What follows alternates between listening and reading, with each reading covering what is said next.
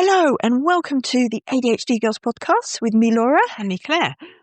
Today we're going to talk about kind of plans and change and all that kind of stuff and how our ADHD-ness copes or doesn't with that. And we're going to start with how did ADHD show up for us this week.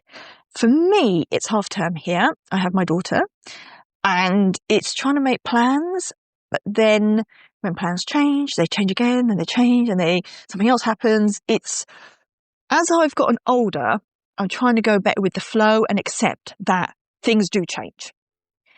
And kind of going, right, it's not the end of the world. It's, not a big deal because previously like my brain would shut down and go, oh my God, this didn't happen. And it would really affect me. While I'm trying to now think of it as it's not the end of the world. It does happen. It's fine. I can go with the flow better. But when it keeps changing and I think for me, it's the uncertainty around it. So it's managing that and not buying too much into not exactly stress, but the whole, okay, it's changed and just going, it's fine. Nothing bad has happened. It's just changed and I just have to go with the flow. So that's how my ADHD has shown up for me. How about you, Claire? Similar to you, so I'm off work this week and I've been away for a few days, had a really nice time, but it was just non-stop activities. And yesterday I had a day off and I was like, because my plans, I was supposed to still be away until today, but plans had changed. And I found myself for a day yesterday where I was like, do you know what, I really need a rest day. And I just completely shut down yesterday. It's like, I just couldn't talk to anyone. I couldn't function. I think I was functioning on such a high level of adrenaline when I was away, all the planning and work. And I think yesterday I just needed to shut down. And I was like, oh, what am I doing? I should be doing something. But I was like, no, this is your safe time. Just let everything just reset for a bit. I do feel a lot better. I just needed that time where I wasn't chatting to anyone. I was just resting. It feels difficult to admit to it because it's kind of like, oh, I shouldn't be resting for doing stuff. But that's ridiculous because when I look at it with ADHD, I'm either very full on or not a lot going on. There's extremes. So it's like kind of go with it. Don't feel bad because that's the thing. We're not very consistent. Yes, this is how I feel exactly the same of I'm either doing everything or doing absolutely nothing. But I feel, there's not much in between for me either of it's either full on, go, go, go. And that's how my brain thrives. But it's also, it leaves a mark. Yeah. It kind of like, it's good, it's going. And then it's burnout. Yeah, exactly. Where my brain's like, okay, I just now need absolute silence, nothing, or I listen to music, or I kind of think like, how do I? Yeah, because I kind of felt there was no dopamine sort of pushing me on. And I was like, okay, go with that. Just actually, you don't need to do anything today. You are safe. You can have a day where you're not doing anything other than just, the basics. You're getting up, eating, cooking a meal, that kind of thing, looking after yourself. But looking after the home, but you don't have to do anything else. And it was like, oh, thank goodness. I realised how draining it was being away. Like it was great, but it's actually exhausting because it did so much. Every minute was counted for. We packed so much in. There was a lot of travelling. And how was travelling for you? Yeah, I mean, I went up to Scotland and we took a train, which was really nice actually. In a lot of ways, it was better than flying. I haven't got to deal with the airport. It's a much nicer experience just walking onto a train. And okay, it's quite a long trip, but it was nice. I enjoyed it. There was a moment where it got decidedly worse because we were on a table seat. And the danger of that is if there's only two of you, it means another couple can come and sit next to you. And this awfully awful couple got on who were really badly behaved. And within about 10 minutes, I was enraged. I was like, I need to get out of here now. Like, I need to open the door of the train and get off the train because I am trapped. I am stuck between these people that are behaving really loudly, really obnoxiously, spraying perfume, just knocking into us all the time, on multiple video calls to different people, just really all the noise you could possibly think of. And I was like, I'm wedged against the window and I need to get out. And I said, so I have to go now. So I just got move, get out. And then actually we found out there was lots of spaces somewhere else on the train. But yeah, that kind of was like, my friend was like quite happy to stay, but I was like, no, I really can't stay. And like, you can stay, but I need to go. And I thought, even if I have to stand up the rest of the journey, I don't care because I need this. It was one of those weird things like on a plane, I can feel trapped because obviously you can't get off at a stop. You kind of stuck. You can, but it's permanent. Yeah, there's no going back. But I don't But on a plane, like, you wouldn't have to sit opposite strangers. We might be sat next to you, but you can at least pick the seats. I just felt that we had a really bad seat arrangement. But the positives of the train, there was quite a lot of positives. It was good fun, and you saw a lot of scenery. It's much nicer than looking at a plane, I think, because you just get to see a lot. And yeah, you're a bit closer to the scenery as well, because on a plane you're flying over everything. Yeah, you've got the beautiful kind of overview of everywhere, but you're very detached. To sit, and at one point we were probably felt like 2 meters away from the cliff edge. Ooh. Which was absolutely gorgeous. Yeah. But also got me thinking, how much would it take for that little bit of cliff to sort of disappear? And then we'd be right on the edge. My ADHD brain was going, that's interesting. Safe. I need to think about how I would get out of that situation, and if that happened, and what if there'd been a landslide overnight and no one knew, and the train track was suddenly right on the cliff edge. But no, that was really cool, seeing the waves crashing against the So it sounds like one extreme to the other, of the actual outside was serene, but then it changed because when the people, and this is where I think it shows how much we can be affected. Like you were saying, your friend was like, "Oh, it's fine, don't worry about it." Yeah, she was like, "Just put headphones on." I was like, but even with the headphones on, they're still there and they're still knocking into me. And it's injustice, probably. Smelly food and smelly perfume, and and I could feel my anger just reaching boiling point. And that is the thing, emotions can come on very quickly. Yeah. And they can reach that point really quickly. And that's why I always need an exit. I always need, if I go somewhere, I always need to know an exit strategy. I always need to know that I can get home at any time I need to, that I can walk out the room, that there's a space I can go to that's away from other people if it's too much. And I guess at that moment in time, there wasn't any other option other than to just move and hope there was seats. But that's a key thing for me. I have to have an exit in any sort of enclosed environment. That's why I always rather meet people outside. It just feels much better and more calm for my brain. And yes, because I suppose in small confined spaces as well, I think as well control comes into it, because you think you've got, an outdoor space, you can just walk, you've got more, everything's not close to you. Well, I think in an enclosed space, everything is very close to you. You think, it feels very closed in. Yeah. And that is, I think, stressful. Definitely. Then when you've got people that just sound like complete. Yeah. It's expletive. Yeah. Set your own, initiative into that. But that is, and I think this is where I think a lot of people just, I can deal with it, it's fine. But I think for some people on the spectrum, that can be a really challenging time. I mean, you talk about control, it's also justice sensitivity, because I was like, these people are affecting my life adversely. I haven't started this. They've come into my space and they're behaving abhorrently, really obnoxiously, really antisocially. And yet, if I were to react to this, which I want to, which is to go nuclear on them, I'll get into trouble. And that's what I find really difficult. It's like, but they probably wouldn't care. They'd just be like, "Oh, I'm fine. I'm not doing anything wrong." And if everybody just accepted that, I'm always aware of other people and how my behaviour might affect them, because I would hate to be the person who would cause someone else physical pain or mental pain from my behaviour. So I always think about how I behave with other people. And I just think that these people aren't showing any respect towards anyone else. And it's that thing of like, why have you come on here and caused this issue? And you're fine with it. And they're continuing. It sounds like it wasn't just one thing. It sounds like it was consistent. Video calling to family members. It was just completely unnecessary, and just loud videos playing. And it was like, I wouldn't dream of doing that to other people, because I just know how irritating that is. And it's, like I say, it's more irritating. It's like, so to a neurotypical, it's probably, to a neurotypical, it's probably slightly irritating. But to people like us on the spectrum, it's more than that. It's a physical reaction that it's only going to go one way, and we have to move. I think as well, because socially, we kind of, when we go out, we want to have a nice time. Part of society, we kind of know, right, we can fit in, we know how to behave, we want to kind of go along with the flow. And it's almost like, well, I think most people on the spectrum, they don't want attention, they don't want to draw any undue attention onto themselves.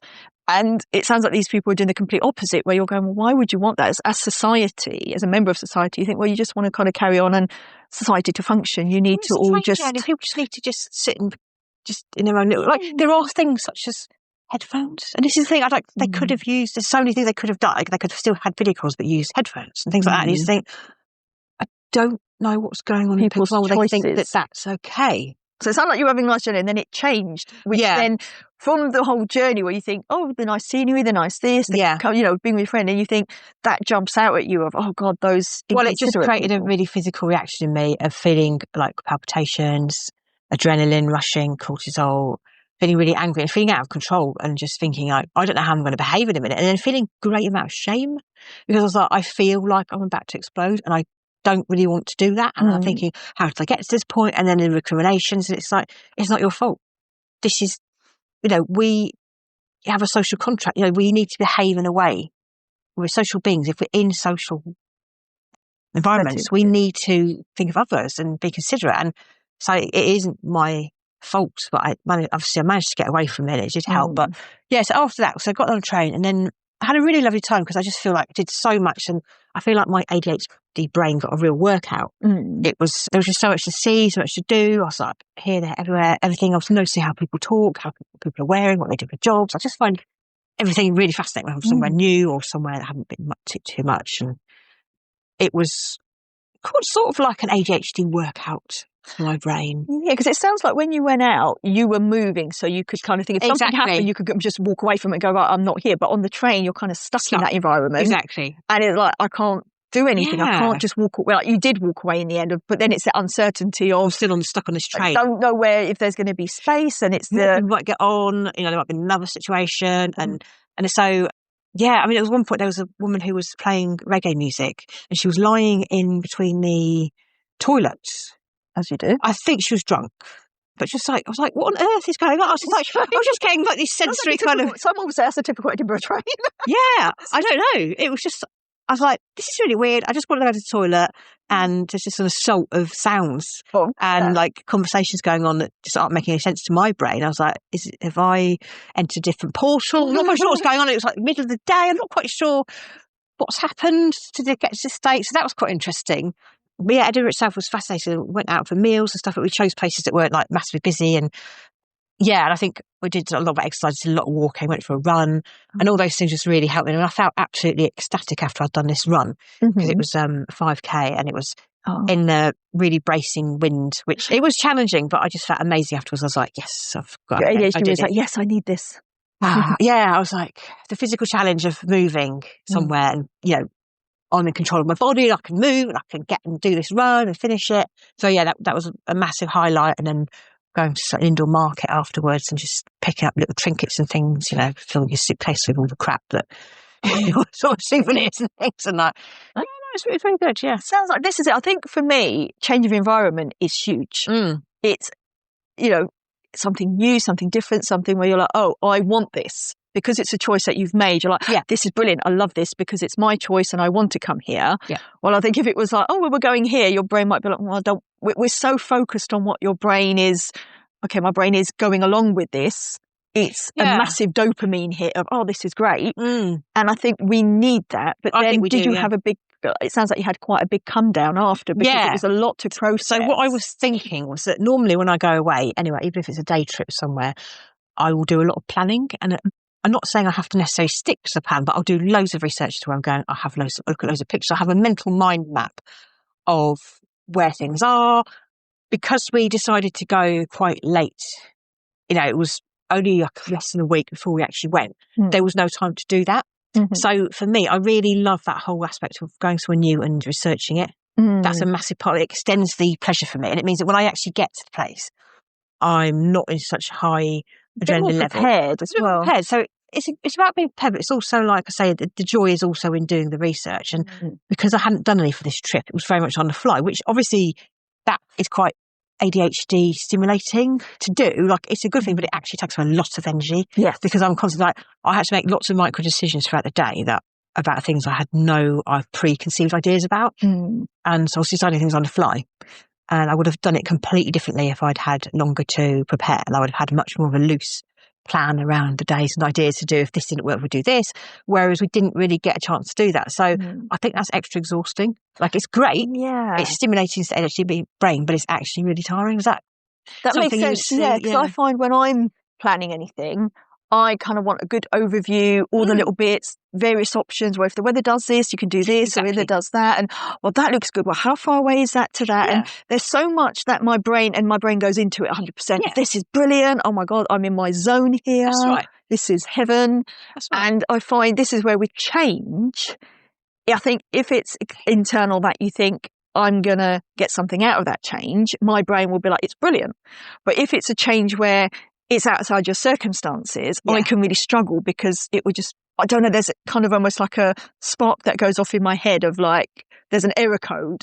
And my brain's like, wait a minute, this isn't supposed to be what I've thought. And I think for me, it goes back to feeling safe, maybe, where you're going, there's uncertainty, and safety can mean different things. So we love the novelty, but we also need to have a safety net. And I think, for example, we did the run and we went to go and get a bacon sandwich. Now, that's a fairly standard thing to get in the UK after a Saturday morning run. Yeah.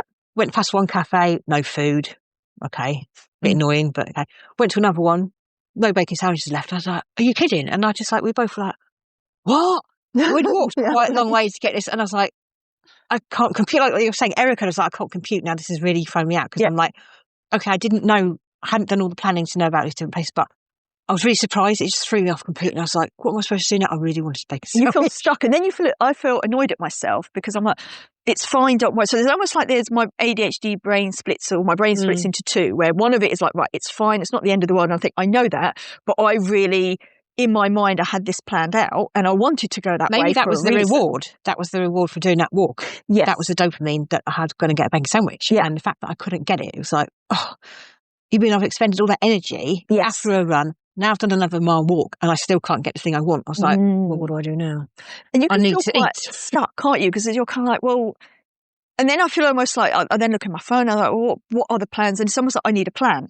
I need to know now what to do because and for me, I find I'm still running Windows Explorer. Yeah. Because if something happens, it takes me a little time to process it and try and figure out, because I find then all of a sudden I'm flooded with options. Well, I could do this, I could do this, I could do that. What about that? What?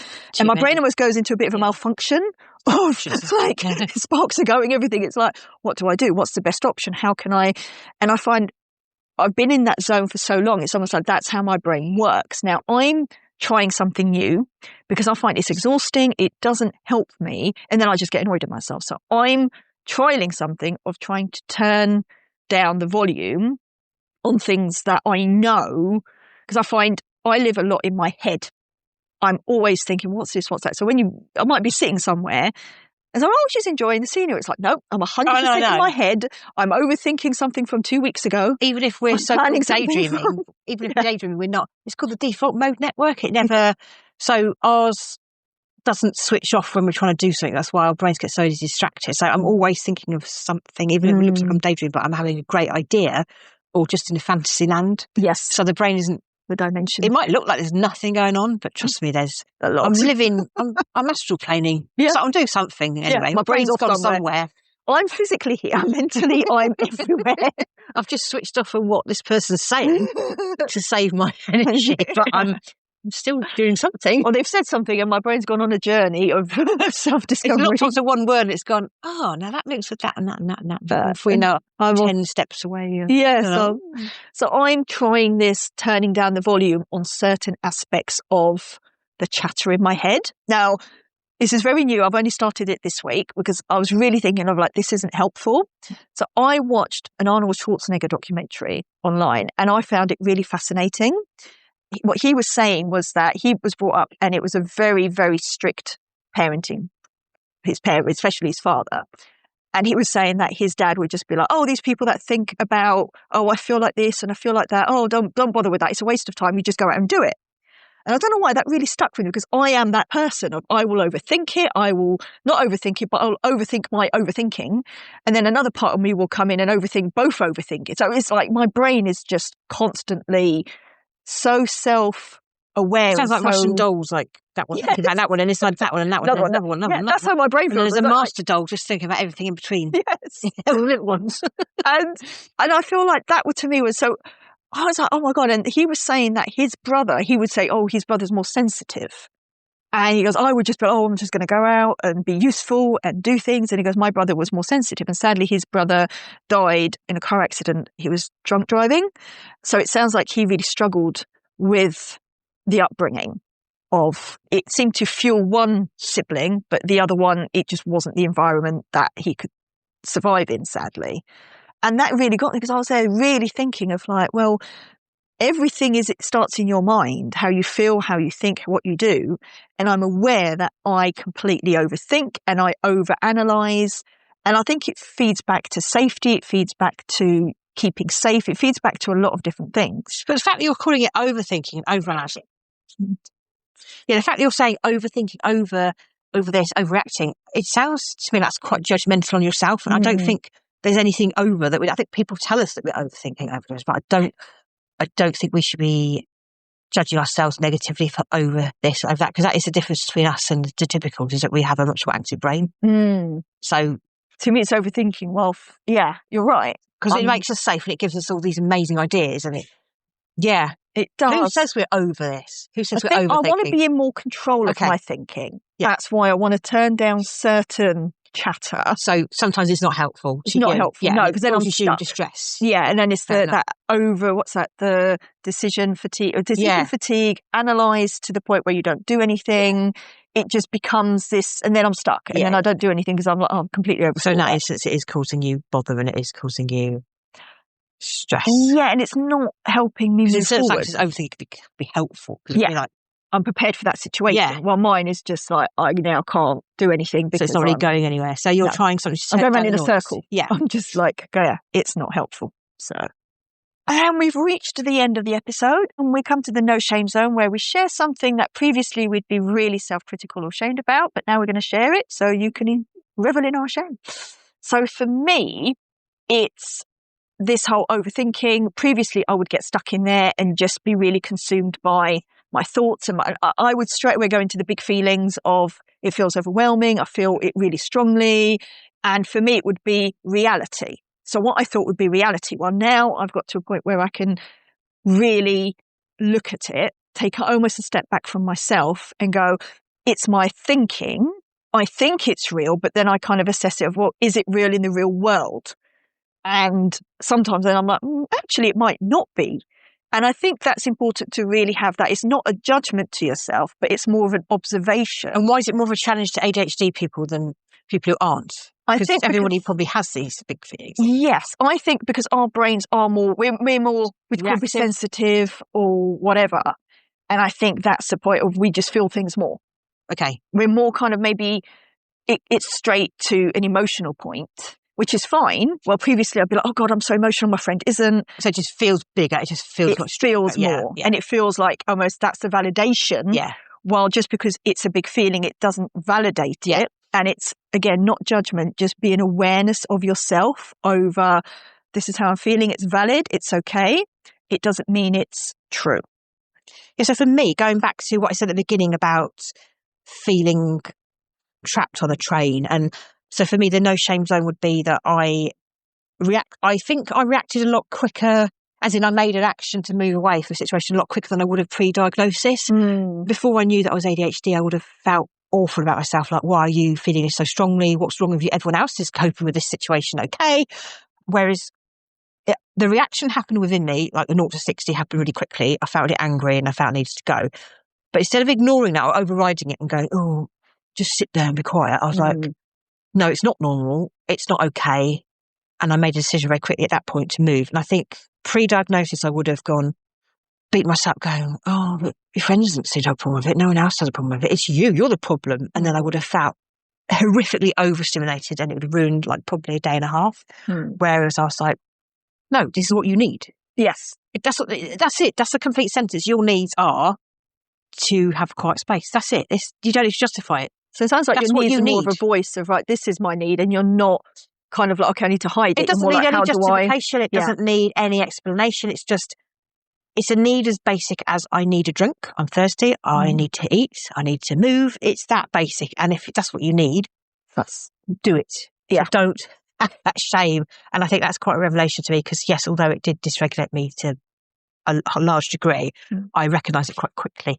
And did something about it. That's the most important thing. You actually took action, which I think previously for me would have been like, oh, what do? I don't want to draw any attention to myself. When now it's like, no, do you know what? I am going to just move and serving any purpose. Do what I need to do. It's causing me distress and I need to go.